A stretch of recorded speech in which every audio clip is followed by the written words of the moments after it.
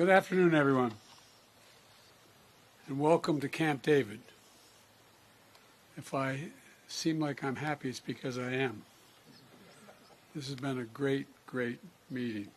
Mr. President, Mr. Prime Minister, we meet in this historic place to make a historic moment, and I believe that to be true. This is a new era in partnership between Japan and the Republic of Korea and the United States. Our new Camp David Trilateral.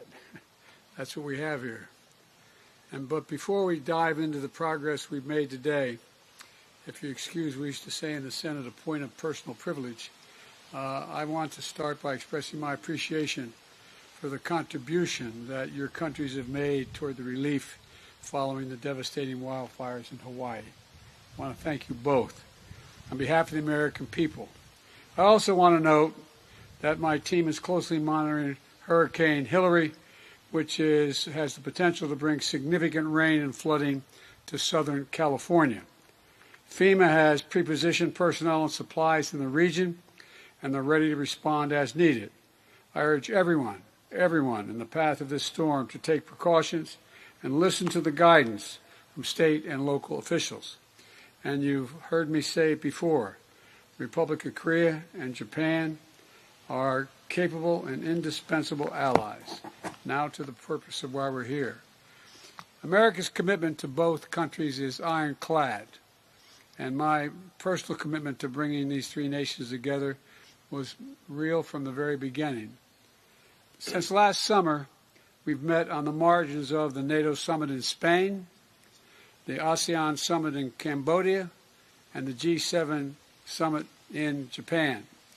Today, we've made history with the first ever standalone summit between the leaders of our three countries, as well as our commitment to meet together on the leader level annually and to have all our relative cabinet member people meet on a regular basis from this point on. Not just this year, not next year, forever. That's the intention. And so I want to recognize the important work that both of you have done and the political courage, and I mean this sincerely, the political courage that you both demonstrated to resolve difficult issues that have stood in the way for a long time of a close relationship between Japan and Korea and with the United States. Your leadership, with the full support of the United States, has brought us here because each of you understands that our world stands at an inflection point, a point where we're called to lead in new ways, to work together, to stand together. And today I'm proud to say our nations are answering that call. First, we're elevating our trilateral defense collaboration to deliver an Indo-Pacific region that includes launching annual multi-domain military exercises, bringing our trilateral defense cooperation to unprecedented levels. We're doubling down on information sharing, including on the DPRK's missile launches and cyber activities, strengthening our ballistic missile defense cooperation, and critically, we've all committed to swiftly consult with each other in response to threats to any one of our countries from whatever source it occurs. That means we'll have a hotline to share information and coordinate our responses whenever there is a crisis in the region or affecting any one of our countries. And today, we've all reaffirmed our shared commitment to maintaining peace and stability in the Taiwan Straits and addressing economic coercion.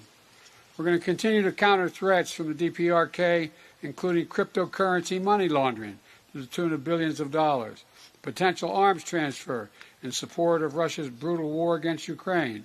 And together, we're going to stand up for international law, freedom of navigation, and the peaceful resolution of disputes in the South China Sea.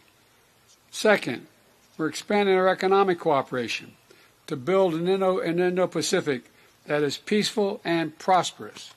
Today, we've committed to launch a new, what we call a supply chain early warning system, supply chain early warning system pilot, and which will alert our nations to disruptions of certain products and materials like critical minerals, or batteries, so we can get ahead of the issues as they appear with the experience that we've experienced during the pandemic.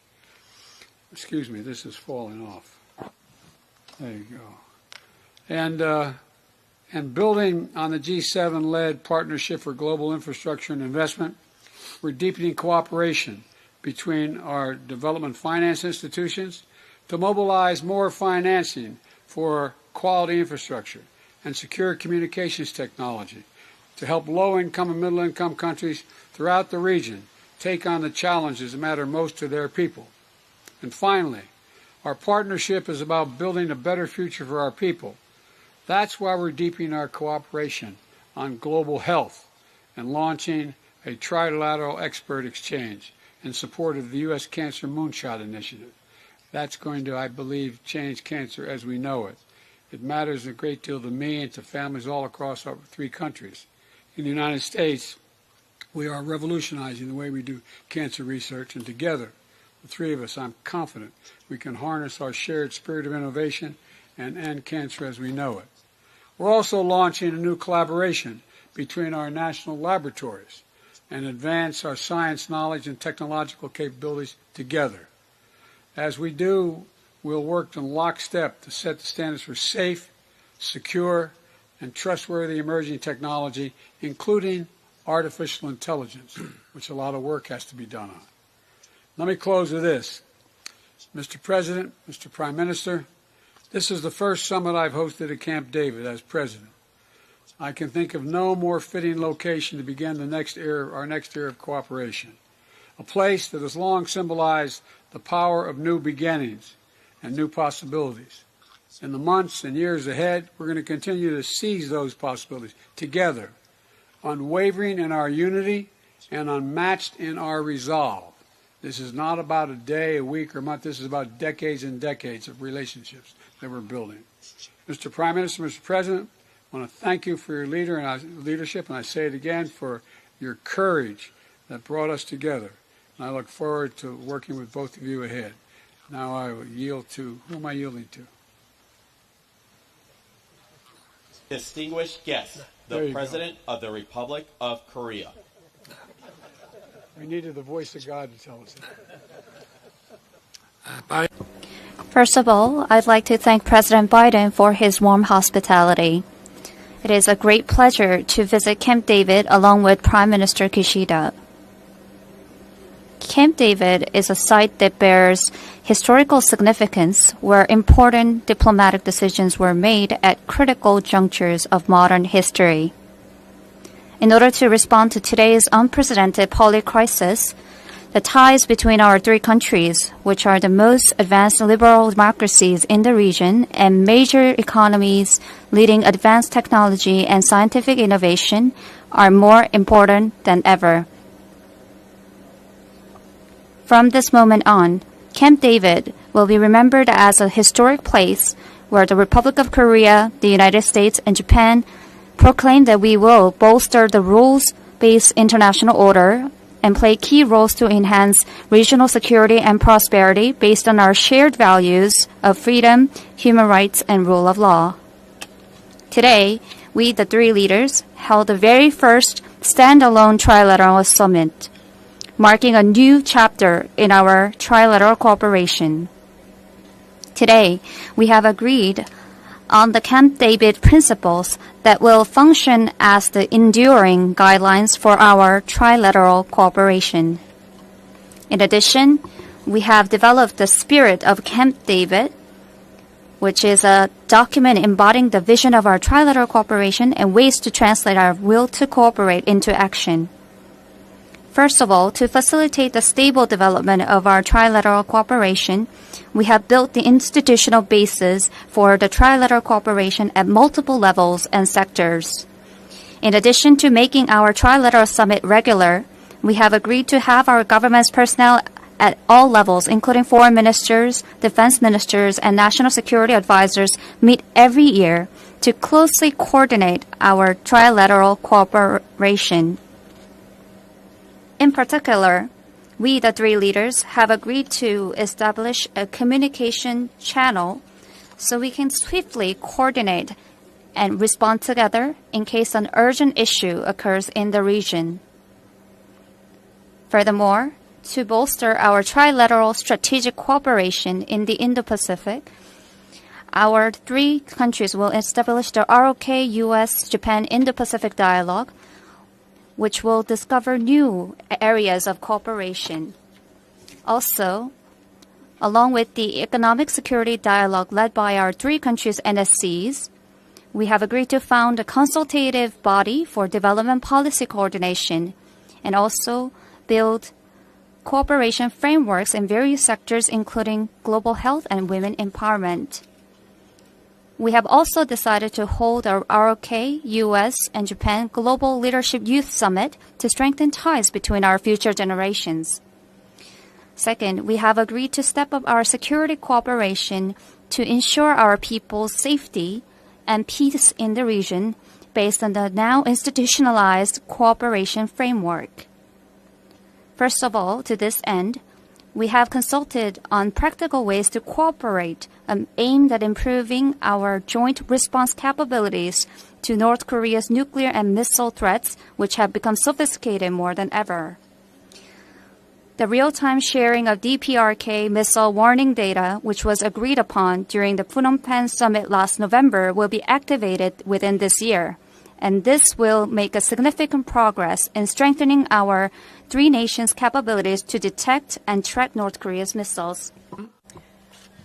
In countering the DPRK's nuclear and missile threats, we concurred that trilateral defense exercises were crucial.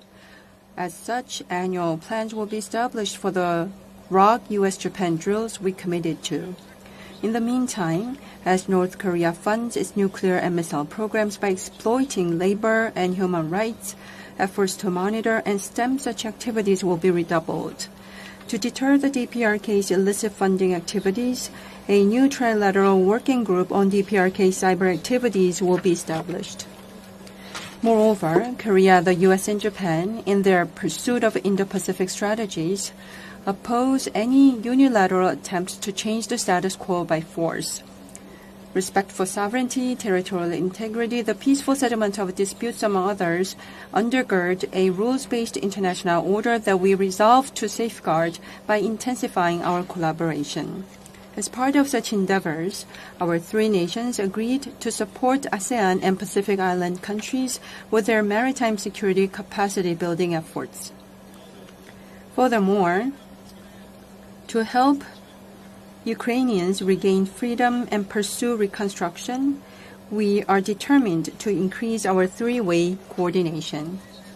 Next, we, the three leaders, discussed how to work together to promote shared prosperity and future growth.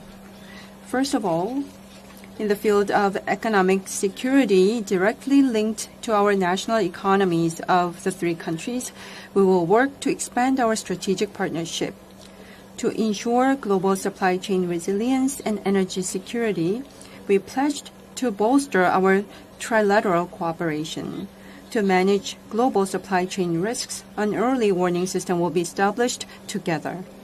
In addition, we decided to broaden our collaboration in the field of cutting-edge technologies to secure future growth engines. Specifically in AI, quantum, bio, and next-generation telecommunications and space sectors, cooperation among our three countries will deliver powerful synergies. Korea, the US, and Japan committed to have their national laboratories expand joint R&D and personnel exchanges, providing a cornerstone for the three countries' leadership in science and technology innovation. Moreover, for the sake of shared prosperity in the Asia-Pacific, in line with the needs of ASEAN and Pacific Island countries, effective support measures will be sought and implemented collectively. Today, we, the three leaders, affirmed our commitment to the trilateral partnership towards a new era and possibilities thereof. Grounded in the core values of freedom, human rights, and the rule of law, a strong alliance of values among Korea, the US, and Japan will help build a world that's more peaceful and prosperous by serving as a sturdy foundation. Mr. President, I thank you once again for your hospitality. Next time, I hope that we will be reunited in the Republic of Korea. Thank you. Distinguished guest, the Prime Minister of Japan. President. Thank you. First of all, in Maui, Hawaii, wildfires caused devastating damage. I express my sympathy, and I really pray for the peace of those who have lost their lives. In order to offer support, a total of $2 million worth of support by our country has been decided, and therefore the relief for the affected people and for the earliest recovery of the affected areas, Japan will proactively do our contribution. Today, I have visited Camp David, and the three of us have spent a truly meaningful time. I express my heartfelt gratitude to Joe for the kind invitation. Together with Joe and President Yoon, this has been a precious opportunity for myself to further deepen the relationship of trust and confidence. For the first time ever, instead of in the sidelines of multilateral conferences, we have held the Trilateral Summit on a stand-alone basis. Here at Camp David, numerous historical meetings have taken place, and it is a huge honor to have printed a fresh page in its history with this meeting. The foundation of the trilateral collaboration are the solid, firm, bilateral relationships. The three of us have understood this more than anyone else and have executed our understanding in practice. In January this year, I visited the United States, and later President Yoon visited Japan in March, and then to the US in April. And in May, I myself traveled to South Korea, and we have bolstered our mutual relationship. At the moment, the free and open international order based on the rule of law is in crisis. Due to Russia's aggression of Ukraine, the international order is shaken from its foundation.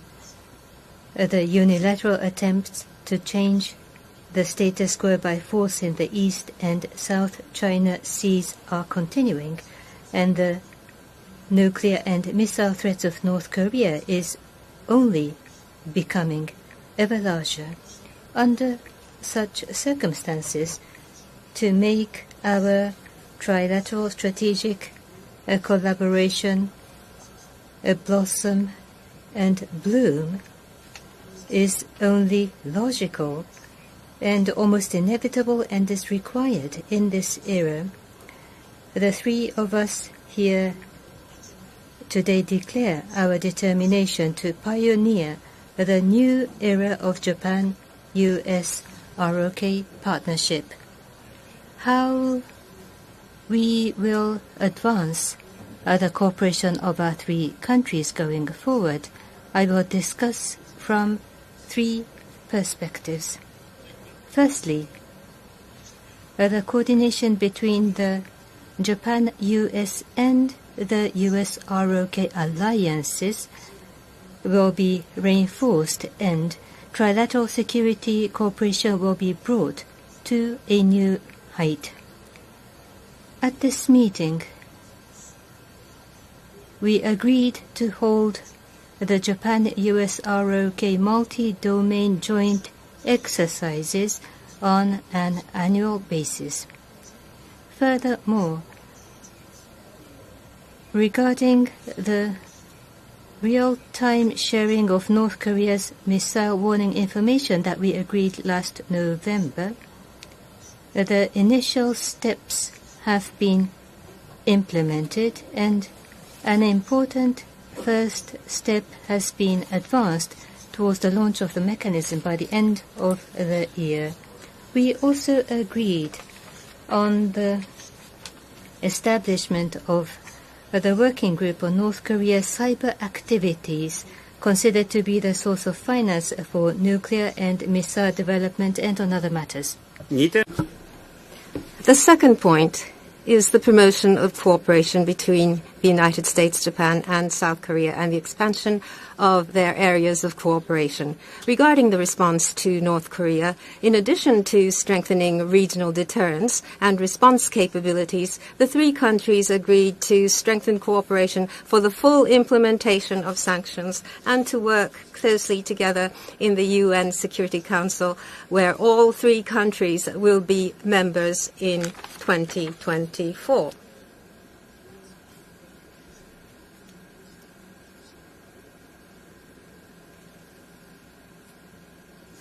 At the same time, we shared our recognition that the way is open for dialogue with North Korea.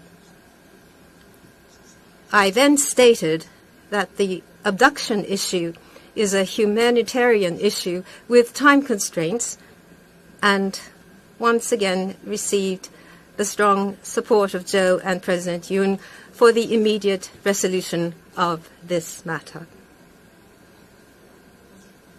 We also agreed to work together through the Indo-Pacific Dialogue and the development of cooperation to realize a free and open Indo-Pacific, and in particular to coordinate capacity building support in the domain of maritime security, particularly with regard to ASEAN and Pacific Island countries. Furthermore, we agreed to promote cooperation in the field of economic security, including critical and emerging technologies and supply chain resilience. Third, developing a framework for trilateral cooperation.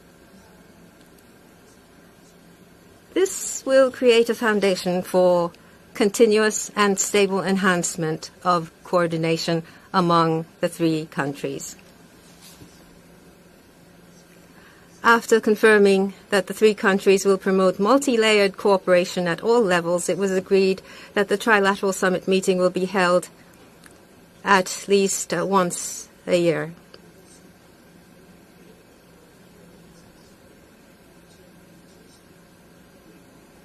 And likewise, the Ministers of Foreign Affairs, Defense, and National Security Advisors will each also meet at least once a year. And the Financial Minister, as well as the Industry and Commerce Ministers, will be meeting. We will consider the Camp David principles issued today at a historic turning point for the international community to be a new compass for trilateral cooperation, and we will vigorously implement the concrete cooperation outlined in the Camp David statement of Japan, ROK, and U.S. on our partnership. Together with Joe and President Yoon, we will continue to work to further strengthen the strategic partnership between the three countries in order to safeguard a free and open international order based on the rule of law. Thank you. Thank you. Now we have time for questions. President Biden, please select your reporter first. Samir, the AP. Thank you, Mr. President. I have a question for each of the leaders. It'll be brief but related. President Biden, first for you, how confident should Asia be about a robust American commitment to a nuclear umbrella when the commander-in-chief who preceded you and is looking to succeed you spoke openly about reducing the U.S. footprint in the Korean Peninsula? President Yoon, how much confidence can Japan and the U.S. have about Seoul's long-term commitment to rapprochement when polls show the solid majority of Korea disapproves of your handling and mending of the forced labor issue? And Prime Minister Kishida, what assurances can you give to your country's citizens who fear bolstering your security cooperation in this matter could lead to the country into an economic Cold War with China? And if you'll indulge me, Mr. President, on a domestic matter, what is your reaction to the special counsel appointment last week into your son? Thank you. Well, first of all, look, there's not much, if anything, I agree on with my predecessor on foreign policy. His America First policy, walking away from the rest of the world, has made us weaker, not stronger. America's strong with our allies and our alliances, and that's why we will endure. And it's a strength that, quite frankly, that increases all three of our strengths. This is just about one summit. What makes today different is it actually launching a series of initiatives that are actually institutional changes in how we deal with one another. And security cooperation, economic cooperation, technology cooperation, development cooperation, consultation exercises. And all of this will create its own momentum, I believe, year by year, month by month, to make the relationship stronger and more certain to remain, to be in place. And with regard on these results, I think are going to keep it going, and I think are going to benefit all our countries. And with regard to the second question, I have no comment on any investigation that's going on. That's up to the Justice Department, and that's all I have to say.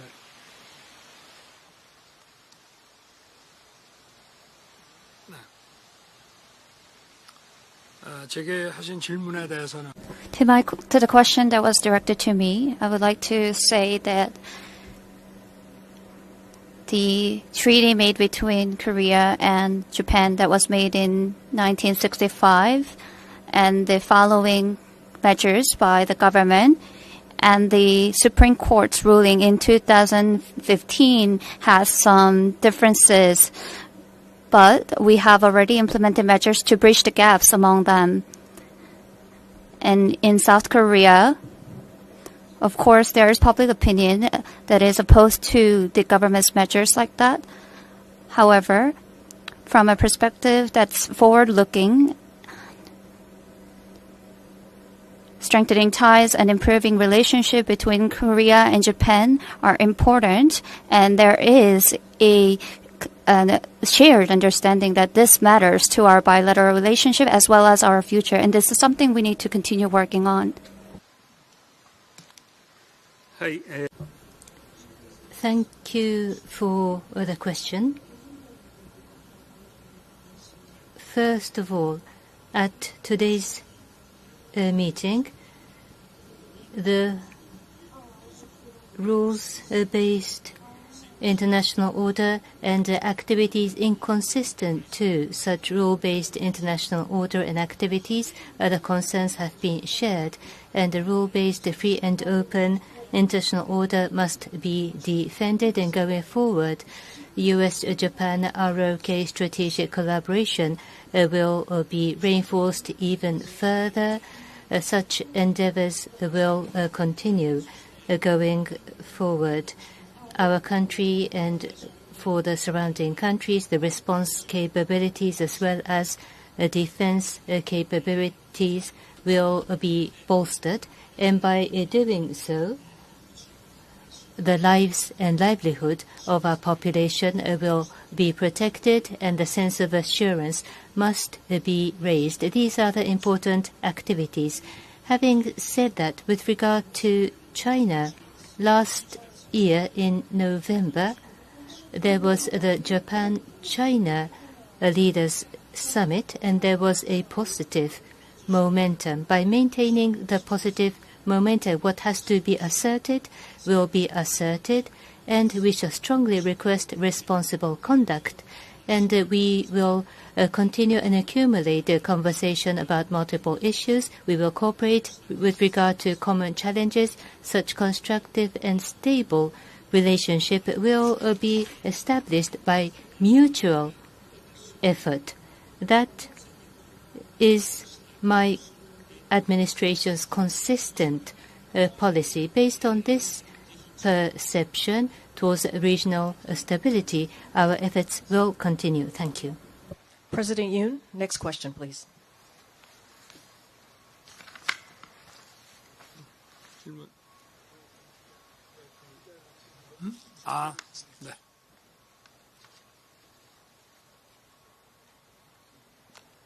자, 우리 Money Today. Please go ahead and ask a question. The reporter from Money Today, reporter named Jongjin Park, please go ahead with your question. Hi, I'm Jongjin Park of Money Today. First of all, I would like to ask a question to President Yoon Suk-yeol of the Republic of Korea. I heard that you stated that a new chapter has opened in our trilateral cooperation with the two countries. Compared to the previous summits, what would be the most significant outcome that you gained through this summit? And also, from the perspective of our people, what will be the benefit that the people of Korea would feel from these strengthening of ties? And now my question goes to President Biden. During this summit, the issues of detainees or prisoners of wars, and you mentioned that there will be further cooperation in these human rights issues, and you also said you would support the free and peaceful Korean Peninsula and the region. And what kind of shift would there be in your policy, and what kind of specific solutions do you have in these regard? Lastly, I would like to direct my question to Prime Minister Kishida. Today, we had the historic trilateral summit. However, there was much backlash and many concerns in Korea. However, President Yoon showed his political courage to do so. That's the international community's evaluation. However, there are still concerns that Japan is making very passive efforts to resolve our issues that still remain. And also, how would you be able to show your truthful willingness to resolve and improve our bilateral relations going forward? First of all, this trilateral cooperation amongst our three countries has opened a new chapter, and we made that announcement today.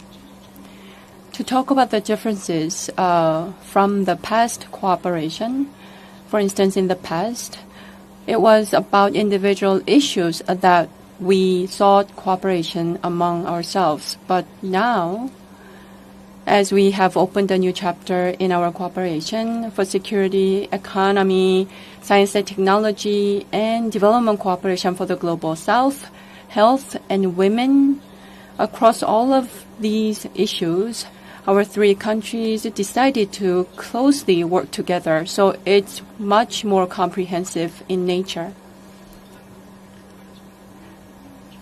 Such comprehensive cooperation has been launched by us today because currently we face complicated crisis and the threat from the DPRK. And across the world, we believe that we can together make a contribution to freedom and peace around the world. So that is our foundational understanding and our common and shared interests of the three countries, and not just for exclusionary interests of ourselves. Our interests are well aligned with the universal interests of the members of the global community. That's where we find our shared interests lie. And at the same time, this framework of comprehensive cooperation among our three countries will contribute to global supply chain resilience, global financial market stability, cooperation in the frontier technology sectors and science. Our three countries together have the best-in-class expertise in science and technology, and we are the ones who are implementing liberal democracies. Naturally, progress in science and technologies will bring benefits, tangible benefits to our people, not just in terms of security, but also in terms of economy and science and technology. But what is most important here is not about our own interest only. When we put our forces together, I believe that we can make a contribution to the advancement of freedom and peace in the world. And that's exactly where our interests are aligned. Back in May of 2022, I met with the families of the Japanese abductees during my visit, heard their stories, and empathized with them and got a sense of the pain they're feeling. It's real. We know there are many families out there who still wait and worry and wonder, and we're not going to forget about them or their loved ones. And there's clear language on this, on our joint statement. The bottom line is this, that we share a common position. We're committed to working together to see the return of all prisoners of war and those who have been abducted and detained. And by the way, one of the things we get asked many times, and I wasn't directly asked but implied, is what makes us think any of this is positive? Success brings success. When other nations see cooperation in the region, they make judgments about would they be better off if they make commitments? Will they move? Think about, as students of history, all of you, and you are, think about how many times successes have generated other successes when you don't anticipate it. And so I just think this is we're not going to forget, we're not giving up, and we're going to continue to make the case for the freedom of all of those detainees.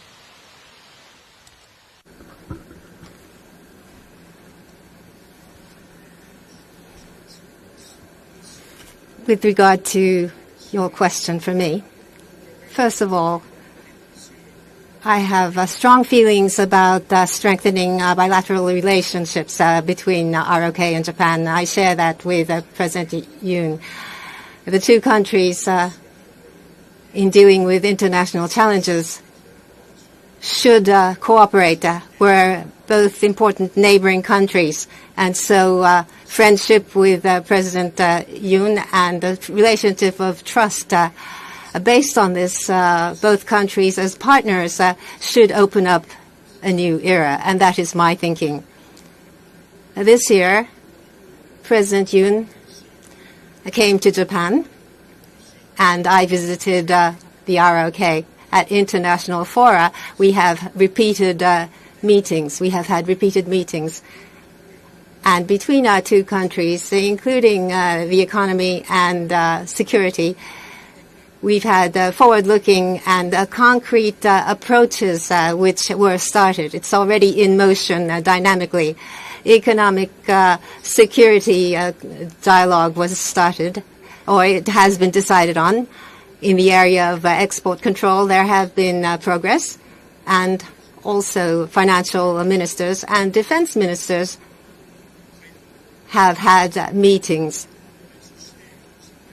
And so we've had this very positive, forward-looking developments. And these are seen not only in the public sector, but also in the private sector. We see a slate of developments, human exchanges and exchanges between business circles. We're seeing very active developments in all of these areas, and that is a reality. Going forward, we hope to accumulate these approaches along with President Yoon to strengthen our bilateral relations even further by generating results. We hope that people will understand Japan's feelings toward our bilateral relations, and we'd like to continue such efforts. Thank you.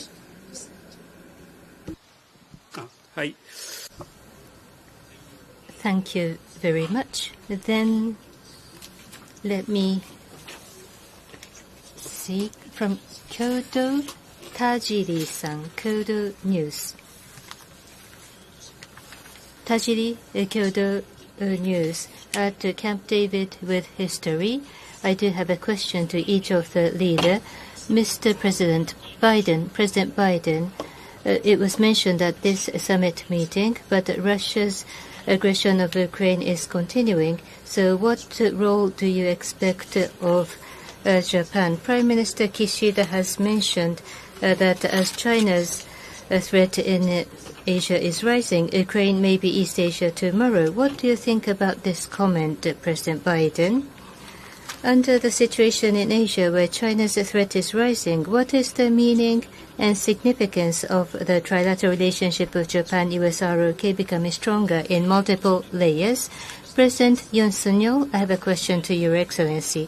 North Korea's nuclear missile development is a major security threat for Japan, South Korea, and the US. As North Korea's provocations continue to escalate, what is the meaning and significance of the three countries declaring a new era of partnership? Regarding the release of treated water at Fukushima Daiichi nuclear power plant, did Prime Minister Kishida explain the matter at the trilateral or the bilateral summit today? At the recent Japan ROK summit meeting, Your Excellency, you expressed your intent to respect the IAEA report. Despite the strong domestic opposition, why do you demonstrate your understanding for the policy of Kishida administration? I ask for the reason. And to Prime Minister Kishida, this is the first time that the Trilateral Summit is held on a standalone basis rather than on the sidelines of international meetings. You have said that the trilateral cooperation will be raised to new heights for the security environment in East Asia, and without the resolution of abduction, North Korea's continuing nuclear missile development. What is the meaning for North Korea? And in East and South China Seas, by maritime advancement, China is continuing unilateral attempts to change the status quo. What is the meaning for China? And you have a great imagination. One question ends up being six, but thank you. I'll try to answer all of them. I'm glad I didn't have you as my law professor when I said one question. Anyway, they're all legitimate questions.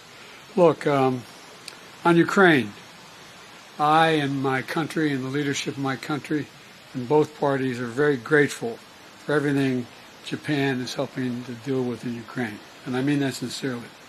They've showed strong leadership through the G7 as well, and contributed to a significant amount of financial and humanitarian assistance to Ukraine, as well as non-lethal military equipment. And, and they've joined so many other nations in holding Russia accountable through their international sanctions. If my memory serves me well, and I think it does, Mr. Prime Minister, we found ourselves in a circumstance where when I called you about Ukraine, I didn't have to convince you of anything. I started off to make the case that Ukraine was a circumstance where to think in the first quarter of the 20th century, another country would amass over 150,000 forces on the border of another country, or 150,000 forces, and invade that country without any rationale other than, if you read Putin's speech after he invaded, he talked about Kyiv being the motherland. It just was ridiculous, I think. And he talked about being Peter the Great. It was just, imagine if we'd done nothing. Imagine if we'd done nothing. And the point was immediately recognized, if I'm not mistaken, by you, Mr. Prime Minister, that we're in a situation where it could happen anywhere. We stood still. What signal would that send to China about Taiwan? What signal would that send around the world with nations more powerful on borders? But here's the deal. You contributed significantly to what I think is already let me put it this way. Russia has already lost. It cannot meet its original objective, which it stated. It's not possible. But then they've joined so many other nations in holding Russia accountable for international sanctions. With Japan's leadership from day one, it has been critical to making it clear that the consequences for war extend well beyond Europe. Well beyond Europe. I say it in reverse. What would happen if an Asian country with 150,000 troops invaded another? You think that would not affect the interest of the economy and the foreign policy of nations in Europe and Latin America, all across the world, would have profound impact. And with Japan's leadership from day one has been critical to making clear the consequences of this will extend well beyond Europe. Well beyond Europe. It's a global issue. It has impacts everywhere, and Prime Minister's comments at Shangri-La capture that. And by the way, what we talked about this being an inflection point. The world's changing. The world is changing. And about every 6 or 7 generations makes significant change. And there's a lot happening. And the idea that we're going to sit down in the rest of the world and say, well, that's only a European problem. There hasn't been that kind of invasion since World War II. And so, as for peace, we all want that, of course. Ukrainians want it most of all. And my team has been working very closely with the President Zelensky's team and further peace formula, noting that nothing about Ukraine without Ukraine, but nonetheless, we're meeting with them constantly. And your other 2 questions about China. I'll just say this summit was not about China. That was not the purpose of the meeting, but it did come. China obviously came up. Not to say we don't share concerns about the economic coercion or heightened tensions caused by China, but this summit was really about our relationship with each other and deepening cooperation across an entire range of issues that went well beyond just the immediate issues we raised.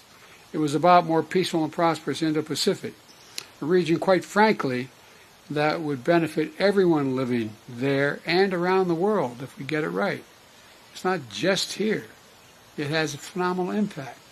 Think about any rate, I won't get going, I'll take too long. But as you've seen from the initiatives we're announcing here, today is just how committed we are to see this vision take place. And I think this relationship that we put together, and I think you're going to see it expanded. It's not merely what we did today. This is a historic meeting, but we've laid in place a long-term structure for a relationship that will last and have a phenomenal impact, not just in Asia, but around the world. Someone once said in a different context that about health care provision in my country a while ago. This is a big deal. This is a big deal. Thank you. They have to answer their questions. Yes, let me address the questions directed to me. First, as to North Korea's nuclear and missile provocations and the threats that are posed, and how we plan to counter those threats together among our 3 countries, let me address that question. Of the cooperative frameworks among our 3 countries, what is most symbolic out of those is our cooperation in defense area. Any provocations or attacks against any one of our 3 countries will trigger a decision-making process of this trilateral framework, and our solidarity will become even stronger and harder. And at the same time, missile information will be shared in a real-time basis, and systematic training and drills will be implemented in accordance with the systematic annual schedules, regular schedules, and regular trainings that we plan to carry out together against the DPRK's missile provocations. That will be our response. And at the same time, regarding your question concerning the water release from the Fukushima plant, as a matter of fact, that issue was not addressed during our summit because it was not on the agenda. But still, let me try to address that question. The Fukushima plant treated water, if it's going to have some type of impact, it would flow through the entire Pacific Ocean, having an impact not just on our 3 countries, but all countries around the world. As such, for the sake of safety and health of the people of our 3 countries and all members of the international community, that should be something that we need to place the highest priority on. Regarding this treated water based on scientific principles. All of the processing should be carried out accordingly. And at the same time, internationally recognized and reliable IAEA's investigation results are something that we can trust. And I would like to make sure that everything is conducted and carried out in accordance with the procedures established by the IAEA, together with the international community and also together with the Koreans. Transparent data disclosure would be necessary, in my opinion. Thank you. The question to myself, as you mentioned, nuclear and missile development by North Korea or unilateral attempts to change the status quo in the East and South China Seas are ongoing, and the security environment surrounding our three countries, it is becoming increasingly harsh day after day. Under this backdrop, on this occasion, we agreed to enhance the coordination between the U.S.-Japan and the U.S.-ROK alliances and to bring the Trilateral Security Cooperation to new heights. This is indeed the requirement of this era, and by this summit, I am sure that the Trilateral Security Cooperation will further advance and reinforce the regional peace and stability. In particular, with regard to North Korea, we were able to put forward concrete results such as the implementation of annual Japan-US ROK multi-domain joint exercises and the establishment of a working group to address North Korea's cyber activities.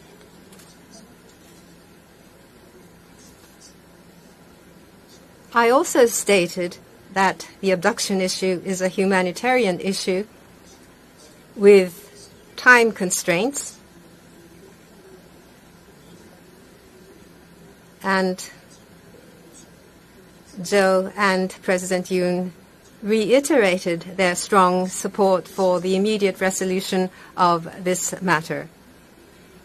We also shared our recognition that the path to dialogue with North Korea is open.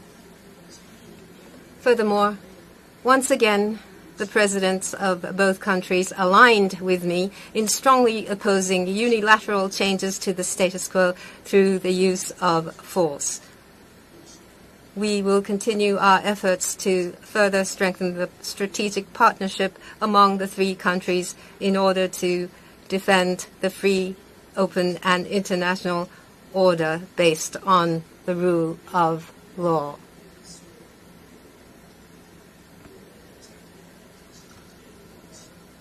That is all. Thank you. Concludes. I expect and hope to follow up on our conversation on Bali this fall. That's my expectation. Thank you. This concludes our press conference. Please stay seated as the leaders depart, please. Please stay seated. We're winning all the competition.